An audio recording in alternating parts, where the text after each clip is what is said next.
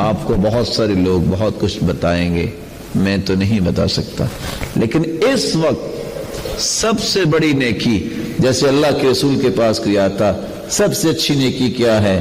آپ کہہ دیتے کسی کو خوش کرنا۔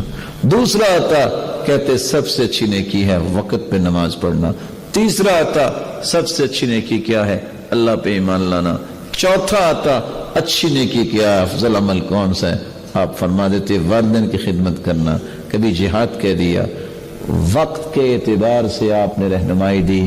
اس وقت پوری دنیا کے اندر سب سے بڑی نیکی یہ ہے قرآن اور سنت کا علم پڑھانا، اس پہ عمل کرنا اور اس کو آگے پہنچانا۔ ہاسپٹل عیسائی بھی بناتے ہیں، یہودی بھی بناتے ہیں، رفاع عامہ کے کام یہودی بھی کر رہے ہیں، عیسائی بھی کر رہے ہیں، مسلمان اتنا نہیں کر رہے، لیکن نہیں کر رہے کام مسلمان بھی چھوڑ چکے ہیں تو وہ دین کو پھیلانا چھوڑ چکے ہیں۔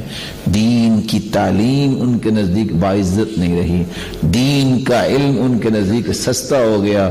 جب دین سستا ہو گیا اللہ نے ان کو بھی سستا ہی کر دیا۔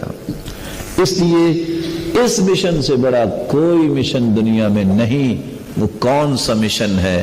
ایک شخص 2 لفظ سکھانے والا ہے، اللہ نے ٹریلینز فرشتوں کو لگا رکھا ہے۔ اس میرے بندے کے لیے دعا کرو، یہ لوگوں کو نیکی کی باتیں بتاتا ہے۔ یہ میرا بندہ نیکی سیکھنے جا رہا ہے، اس کے پاؤں تلے اپنے پروں کو بچھاؤ، اس کو پروٹوکول دینے کے لیے اکٹھے ہو جاؤ۔ یہ وہ مشن ہے۔